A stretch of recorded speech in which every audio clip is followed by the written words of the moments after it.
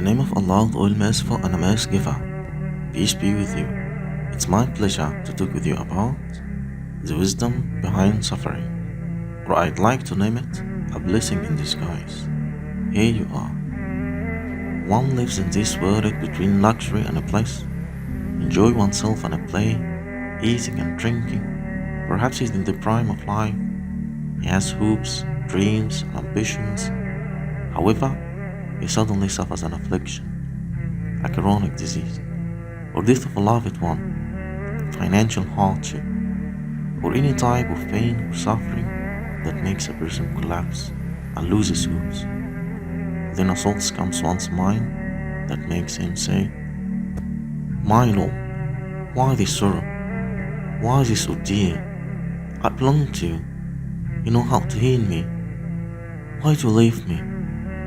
Allah the Almighty responds to one's words and say, "And certainly we shall test you with something of fear, hunger, loss of wealth, lives and fruits, but give glad tidings to the patient." The Prophet Muhammad also responds to one's call saying, "How wonderful the affairs of the believer is. Indeed, all of his affairs are good for him. This is for no one but the believer. If something good happens to him, he is grateful to Allah, which is good for him. And if something bad happens to him, he has patience, which is good for him." Son of Adam insists on his complaint. "Why me?" Son of Adam, Allah knows that a man deserves a higher position in paradise. However, one's deeds are not elevated to that position, and therefore Allah will afflict him with calamity to raise his ranks until he attains his status. Our Prophet Muhammad said, "The magnitude of the reward goes along with the magnitude of the affliction." Son of Adam, calamity strike to remind us that the life of this world is merely enjoyment of delusion, for it is like a mirage. We are mortal, having to die, and this world life is just a house of trial.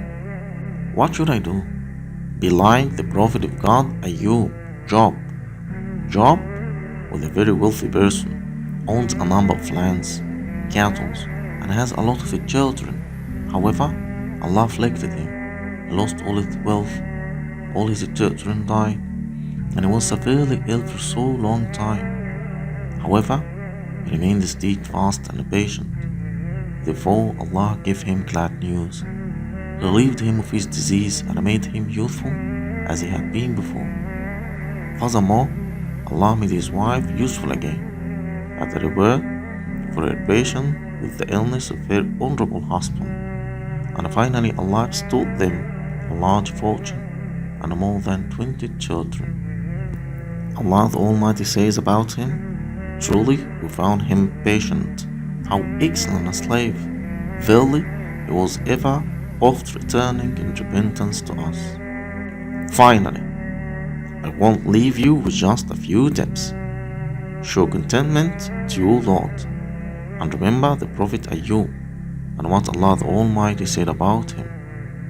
Remember, as long as you are sick, you are in the presence of Allah Almighty.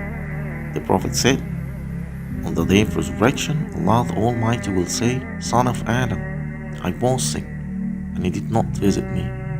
He will reply, 'My Lord, how could I visit you when you are the Lord of the universe?'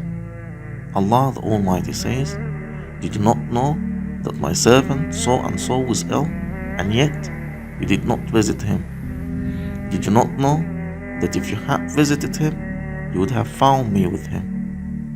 Ask those who have knowledge, a doctor or a professional." The Prophet said, "O worshippers of Allah, use remedies, for indeed Allah did not make a disease, but He made a cure for it. Seek the company of the righteous and ask them to pray for you. Give a charity." The Prophet said, "Two angels come down every morning, and one says, 'O God, give him who spends something in place of it.' The other says, 'O God, give him who withholds distraction.' Pray to Allah, the giver of life. since supplication is the key to every closed door. Oh God, help us understand the wisdom behind our suffering and write for us in every moment we suffer a good deed. Amen.